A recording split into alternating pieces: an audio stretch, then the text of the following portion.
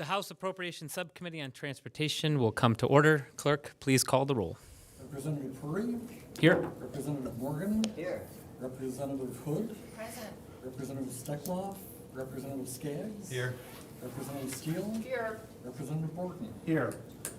Sir, you have 6 of 7 members. You have a quorum. Great, thank you. Steckloff just came in. Great. I want to welcome everyone back, as this is the first House Appropriations Subcommittee meeting on transportation in 2024. It's good to be back. It's nice to have a packed room here. I want to thank everyone for your flexibility today. I know there's some changes with session schedule. And also, it's obviously a very important holiday in Valentine's Day. I know there's big plans for some of you in district to get back to your spouses and partners. So we're going to try to be efficient and quick today. And so we'll just jump right into it. I want to thank the department for coming in today. The subcommittee is going to be hearing from MDOT Director Brad Wieferich and the Director of MDOT's Bureau of Finance and Administration, Patrick McCarthy. Gentlemen, whenever you're ready. Thank you. Great. Thank you, Chair, and nice to see you all again. We will be brief as possible, but as thorough as possible as well, and happy Valentine's Day to all. So we are here to talk to you today about the fiscal year 2025 budget recommendations from the Governor for the Michigan Department of Transportation. You will see that from this graph, this essentially shows how the funding would be used. Nearly $6.8 billion, largely more than almost 75% will be dedicated to both local and state roadways, as well as our other modes.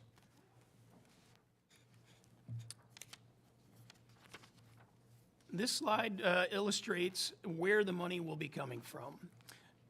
In this slide, you will see that the large share at the bottom, the $2.2 billion, is federal funding that comes to the state of Michigan that does get split between the department and local agencies. On the top, you will see the purple is the portion of the Michigan Transportation Fund that goes to local agencies, and the yellow is the state trunk line fund, obviously that goes to the MDOT trunk line roadways and bridges. The next few slides you're going to see are just graphs of what overall funding has looked like over time. This is the entire Michigan Transportation Fund since 2017. Pick 2017 because that was the first year that the revenue package that was passed in late 2015 started taking effect. In 2017 was when registration fees and fuel taxes were increased. It was roughly about $600 million at the time. In the years 19, 20, and 21, there have been redirected income tax funds added into the mix as well. Growth since then over time is really economics plus the fuel tax this time was indexed to inflation, capped at 5%. So that's why you'll see the most of the modest growths in our estimates going out into 2024 into 2025. State Trunk Line Fund looks very similar. This is the portion that goes to the department. Again, you can see the raises that came in 17, 18, up through 21. And again, the economic increases due to inflation over time.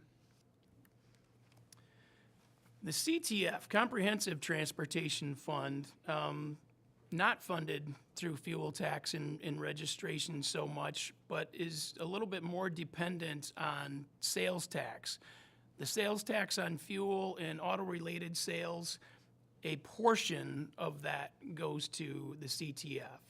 I think we may have even talked last year about the fuel taxes and the fact that the sales tax on fuel does not, for the most part, go to fund roads and bridges, but a portion of it does go to the Comprehensive Transportation Fund. And the State Aeronautics Fund similarly is dependent upon fuel, aviation fuel, and registrations and other tax collections. You will see that this and a little bit similar to what you saw in the CTF, a dip in 2020, 2021 especially, pandemic related for the most part. But this will fluctuate over time based on those tax revenues. I'm actually going to kick it over to my partner here, Patrick, to talk to us about some of the modal aspects of the budget highlights. Thank you, Director. On the next slide, slide 9, moving into the modal programs, the aeronautics highlights in the governor's recommended budget has a slight increase for the economics of the employee salaries for increases to retirement costs, insurance costs, things like that. The air service program and air carrier recruitment and retention programs were unchanged from the prior year budget. The Airport Safety Protection and Improvement Program, which is generally the state matching funds on the federal aviation program, have increased by $3.6 million. There's a slight economic increase for the Detroit Metro Wayne County Airport, which is related to the revenue estimates from the Qualified Airport Fund, which is the parking tax fund at Metro Airport. And then there's a $20 million increase from federal funds, and that's related to specific grants that the department was successful in achieving for the state of Michigan, and that'll be distributed between the primary airports in the state and the block grant airports for the state of Michigan. The transit highlights for the governor's recommended budget: local bus operating increased by $5 million. Transit capital increased by $14.5 million, and that is a result of an available fund balance in the CTF that resulted from several of the years during COVID where revenues came in higher than were estimated, but we did not have the appropriation to spend those, so now the budget is now reflecting that we're asking for the spending appropriation for that CTF fund balance. Passenger transportation services, which is the administration of the passenger transportation program, that increase is just related again to OPEB, retirement, and insurances. Service initiative state funding decreased by $1.7 million, and that's mainly because service initiatives were, there was a significant increase in that funding in the fiscal year 24 budget. And then several of the other programs within the transit program remained relatively unchanged from fiscal year 24 to fiscal year 25. Just gotta get to page 11. Here we go. And then the rail highlights in the governor's recommended budget has an increase for rail operations and infrastructure of $14.5 million. The CTF funds both public transit and rail operations for the department. So there was an even split of that available fund balance between passenger transportation and rail. And rail share will be used to fund improvements on the high-speed rail corridor, as well as our freight services and Amtrak support for the 3 lines, the 3 routes through Michigan. Again, slight increases for salaries, retirements, and insurances for the department administrative staff. And continuing to invest in crossing safety through upgrades to motorist warning devices and reconstruction of crossing surfaces. All right. Back to me to talk about road and bridge programs. You will see, similar to the graphs that I showed earlier for the MTF and the STF, there are some modest increases that will be split between the department and our local partners. You know, about $123 million for the state, all added up with the local pieces, similar, about $127 million. Movable bridge program is also increasing a bit. That program does support, I think there's a total of 11 trunk line bridges and as well as 11 local bridges as well as some decrease to the Blue Water Bridge. This slide is really illustrative. There's a lot more projects in our program for 2024 than this. This is just kind of highlighting some of the significant work that we're doing around the state this year. To be honest, there's quite a lot of ongoing work from past years as well that is going to be finished up in 2024. I do implore you to take a look at our website and our 5-year program. Does a really good job of drilling down into what projects are where and when. With respect to maintenance, these increases are largely due to inflationary costs over time. What we're seeing from, 2020, 21, 22, 23, about a 30% increase in material costs. So that is largely affecting our budgets. I know it's hitting the locals as well. So the 12.8 million is specifically for materials. 5.1 million for maintenance services is for the contracts that we have with our local agencies who perform maintenance on our roadways. Just a few other budget highlights to talk about. These are really balancing issues. These are not new FTEs. We're just kind of realigning the work with the actual appropriation line items. So like there where it says increase by 1.8 million, though there are some economic increases associated that, but this is not, neither one of these bullets, neither one is new FTEs. This is just realigning the line items under which those positions will be funded. Just a few more things to note. Our debt service payments will actually decrease by $3 million in fiscal year 25. Our interdepartmental grants that we have with our sister agencies, DTMB, for example, have increased as well. And of course, economic increases for employee pay, benefits, retirement, and whatnot also have increased. Just a little bit more on our highlights. We are getting about we will be requesting about 113 million of the marijuana excise tax. That has grown over the years as that industry has grown.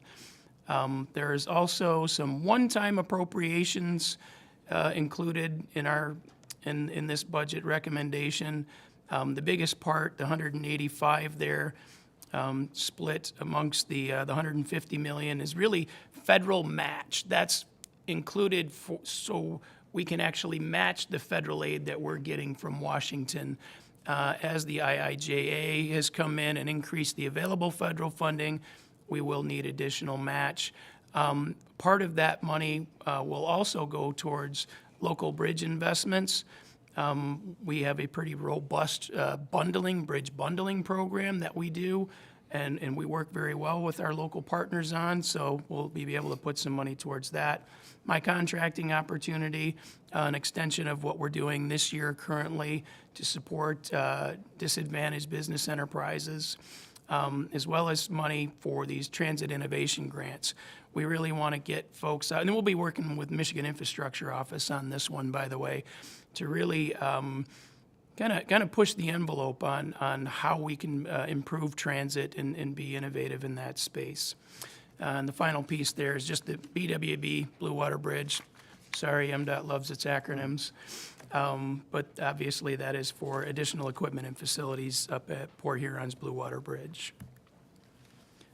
And that is the end of our presentation, and we would be more than willing to entertain some questions and have some dialogue. Great, thank you. Thank you both. You went over an immense amount of money very quickly, and thank you for being efficient with that. I do have a couple questions before we open it up to the committee. It was nice to see some of the projected revenue growth on the restricted funds, but there is a narrative out there about the cost of construction going up and just the shortfall that our state has in terms of funding those repairs of the maintenance of our roads and infrastructure. And I've heard estimates in the kind of multi-billion-dollar annual shortfall. And so I guess, do you guys have thoughts as a department and steps that the state could take to help alleviate some of that deficiency? Yeah, we are doing everything we can on our end at the moment. We recently have been working with a consultant to try to help us look for best practices and whatnot. One of the things that they found, there's something called the National Highway Construction Cost Index. Michigan, MDOT, actually a few years ago, contracted with Western Michigan University to develop one for the state of Michigan as well. From the years 2020 to the years 2023, our construction cost index has gone up more than 35%. I think I gave that stat similar to the material prices that we were seeing in maintenance. So literally, if we were able to pave a mile in 2020, now we're only able to pave 2/3 of a mile. So the inflation, largely caused by the pandemic and a lot of the logistics and material supply chain issues that we had, they had a big toll. Thankfully, we're seeing the inflationary rates level out, so they don't appear to be growing, but the prices that we're getting are not going down. So, again, we have to kind of turn over every stone we can to figure out where the efficiencies are, so that we can continue to deliver the program. The problem is it comes down to being a math problem, right? You have so much money and you have so much work. So again, we're trying to be efficient with the projects, but we also have to be efficient from a program standpoint, and we will adjust the 5-year program in order to deliver a program that we can actually afford. I appreciate that. And, just to be clear, my sentiment's not directed at the department. I think that there's a systemic issue that we have as a state of just underfunding the maintenance of the roads for such a long time that now the burden is for us to find ways to increase that revenue. And then obviously there's, I think, a fiduciary duty for your department to be stewards of that money and spend it efficiently. But I think that there is a top line issue, and those are conversations that we do hope to have this year. One other topic to kind of switch gears is on the topic of local bus operating and just transit in general. It is nice to see an increase. I think talking to experts, I think the conversations I'm having is that it's just not enough money to accomplish what we want to see out of a robust transit system and to fund local bus operating to the level we want. Do you have thoughts on ways that we can be better in that space? Yeah, I think what you see in the budget, and check me, Patrick, that's really just to take care of what we have.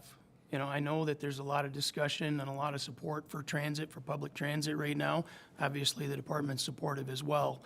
But with the amount of funding we have right now, we're kind of capped at our ability to do more than what we're doing right now.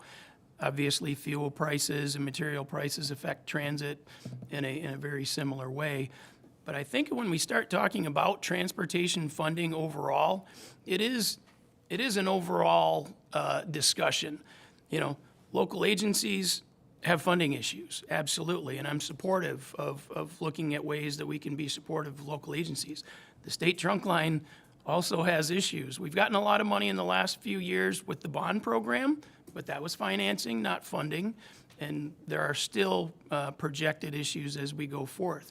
But those two are just kind of condition issues. Now when we start talking about things like transit and complete streets and resiliency, these are things that kind of increase that number when we start talking about what's needed. And they're all good things. They're all things that we want to do. But when we start talking and having these conversations about what is the appropriate fund level, I think we need to look big picture. Good. Thank you. With that, we're going to open it up. Minority Vice Chair Steele. Thank you. Thank you for your presentation today. So it's just kind of a litany of like dollar figures, if just kind of rolled in one question. But the amount of money that you think that you might need to be able to bring the roads up to a standard in which you guys categorize as good, do you have that number? Again, I think that goes back to, first, I will say we can get you that number, but we have to define what are we looking for? Are you looking for just road and bridge condition as is, without further operational improvements, without further addressing further resiliency issues, without trying to expand on modes? I think we need to define what that is, and then we could be able to provide that gap. You guys have probably read the Growing Michigan Together Council report. That did reference MITA, the Michigan Infrastructure Transportation Association, did a report that said 3.9 billion. I'll let them speak for that number, but I believe that that one was largely based on road and bridge for state and local roadways. So, okay, so whatever that portion of is that is yours would be good to know, because if you're going out to capture more funding in some way, it would be know what your target is to go absolutely. forward. And then I understand that there's some borrowing or getting that last tranche of bonding, and I don't know if that's included in your presentation. However, I'm curious to know what the cost to borrow that money is today. And of course, between the inflation of you are unable to repair as much as you would be able to, even though we got an increase in the restricted amounts, is not going to compensate for what the cost is, plus the cost of borrowing that money, plus whatever that is to get us to good, is part of that total number that we need to know to be able to move forward, to be able to try to find it somewhere. So it's actually a three-part question, including all of those pieces that we need to take into consideration. And I will and continue to be a big advocate to be able to make sure that our roads are funded so we can actually get our people to work and back safely. So Excellent. hopefully that we can get that number going forward. So, and then not just this year, but going into 2030. I mean, we need to look future. Yeah, I agree. And I know that we've prepared some information over the past that kind of shows what our projections are over the next, 10, 15 years.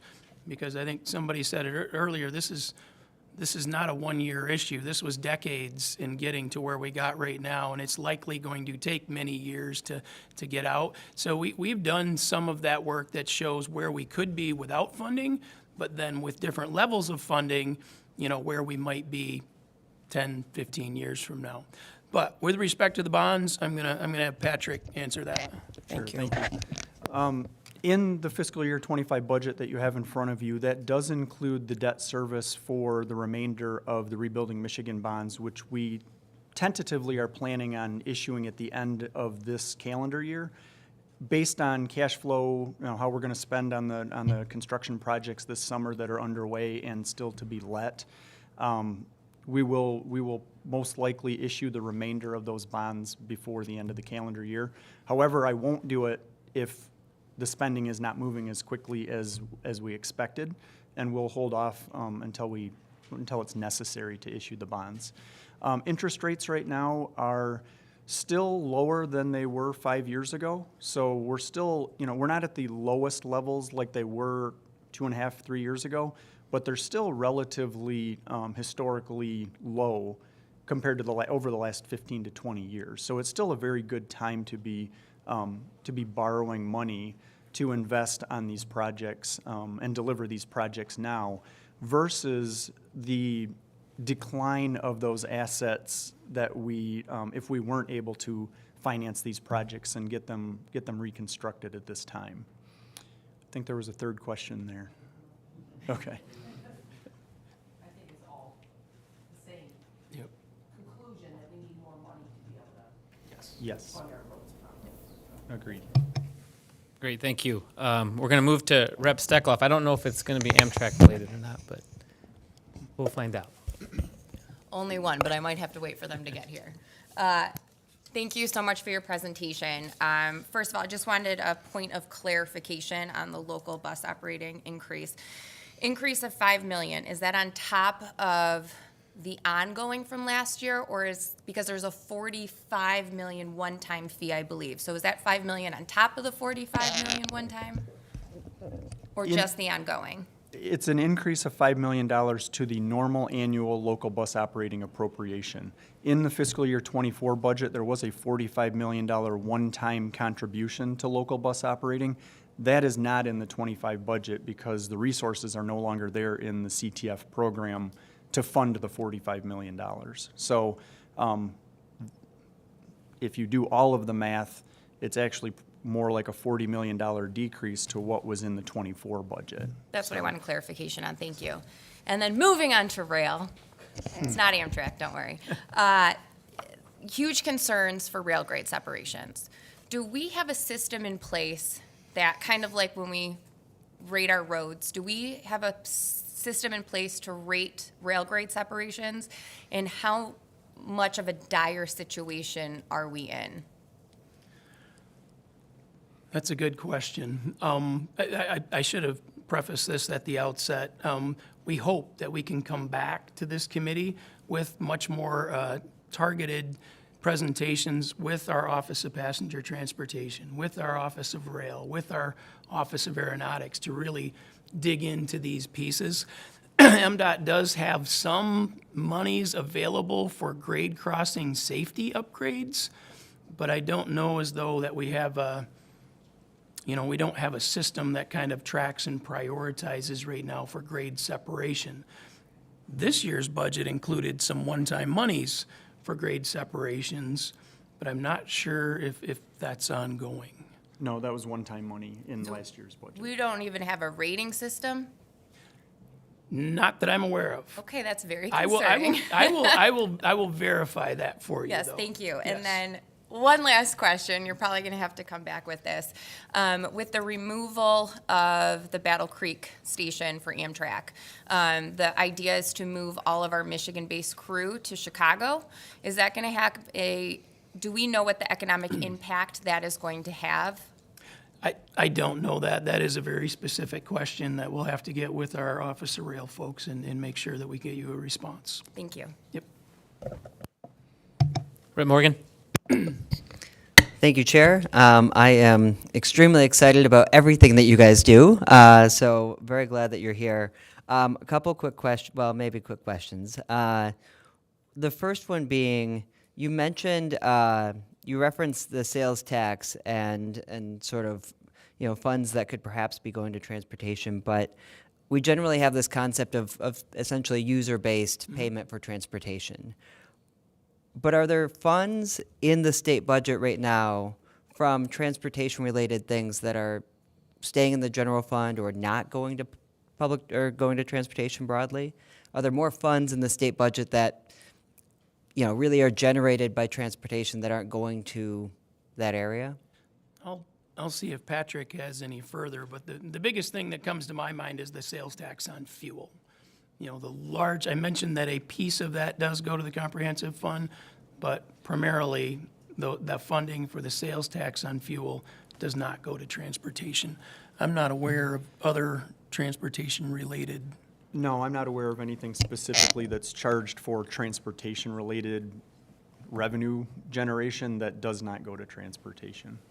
Gotcha. Thank you. The next question, just a couple quick. One of the things that I have seen in recent years is that we're still looking at expansions of some highway lanes. And I'm curious how we're kind of balancing that out with the fact that we don't have enough revenue to pay for what we have right now.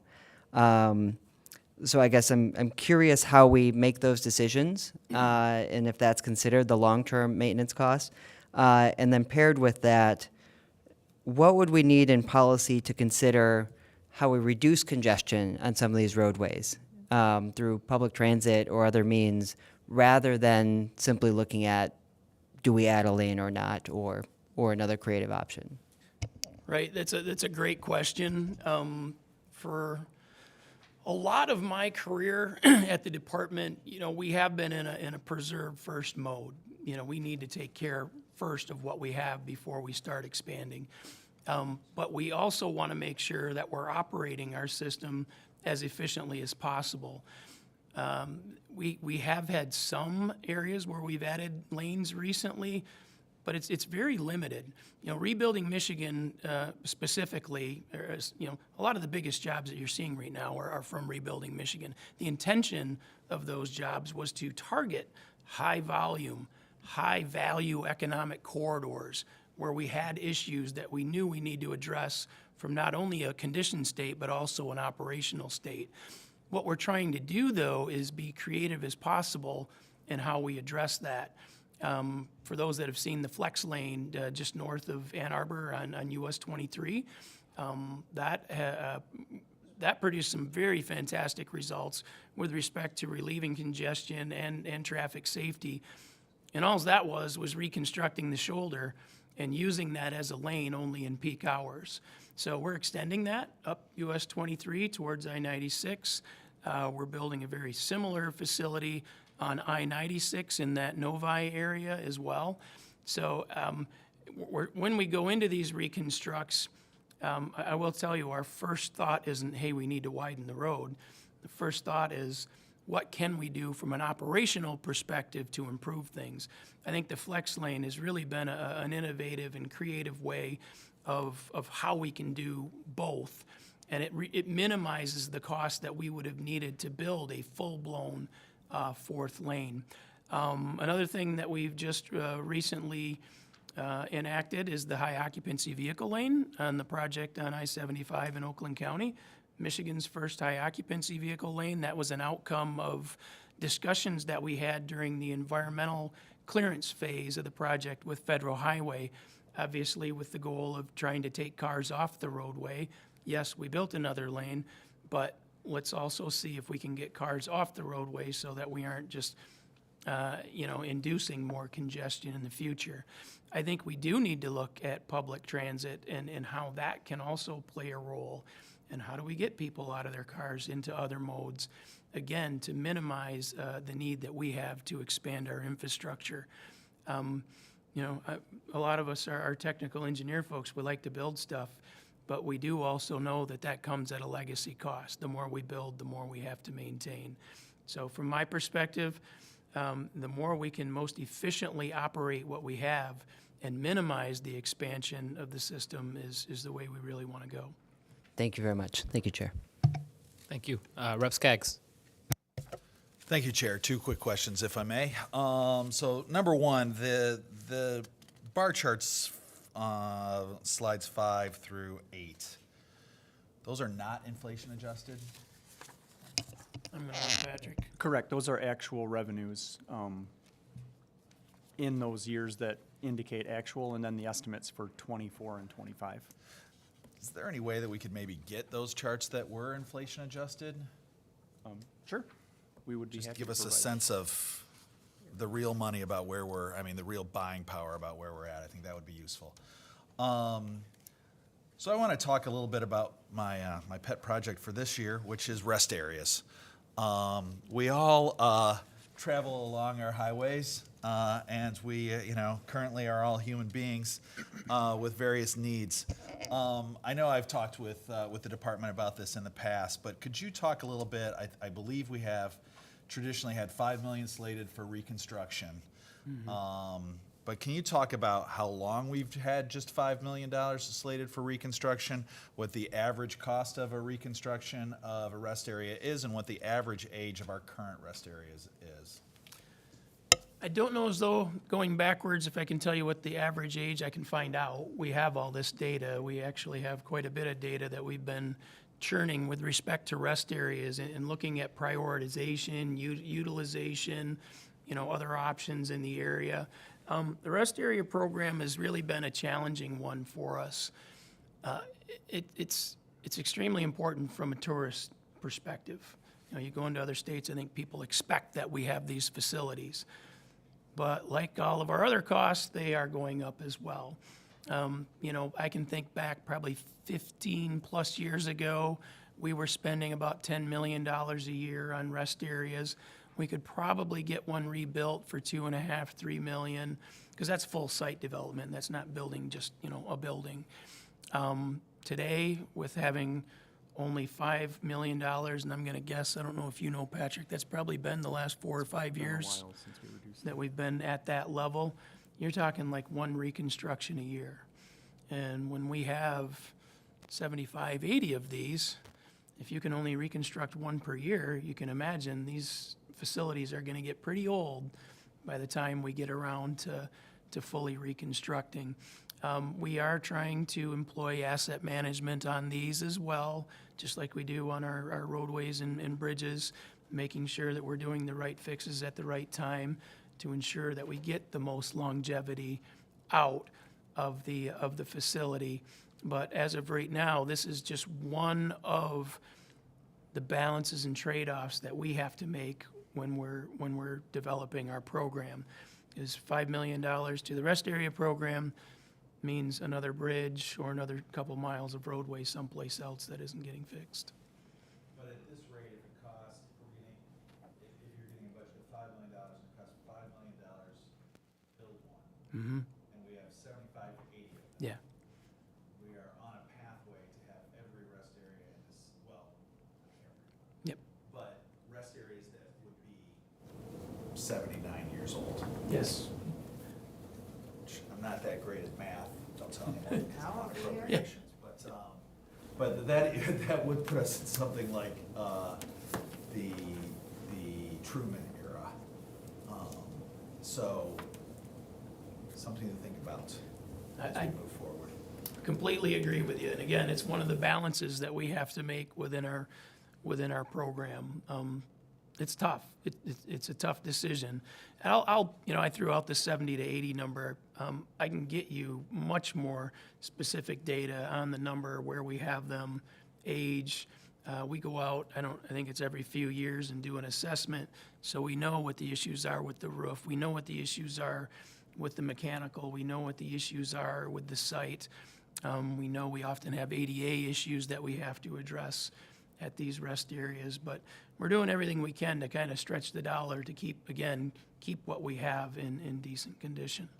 Right, and I know as someone that travels up 131, at times, when you are heading south from where it stops being a highway, we have a scenic overlook there with outhouses on one of our major roads that goes to Traverse City. It's a little embarrassing to tell people that this is where we're at, and no real plan to fix it unless we make a decision about what our priorities are. Right. Thank you, Chip. Well, thank you. To your first question, some good news. Our House fiscal analyst says that he does have charts discerning the data Inflation adjusted. between real and nominal dollars. So we'll send that out to everyone. So I don't think it's shocking to anyone that you have. Just saying. Well, thank you both for your presentation today. Thank you, everyone, for your questions. For future meetings, we do plan to meet at our normal time next week, which will be February 21st at our normal time at noon. And just some housekeeping. Representative Steele moves to excuse absent members. Without objection, it is so ordered. With no further business, the committee will stand adjourned.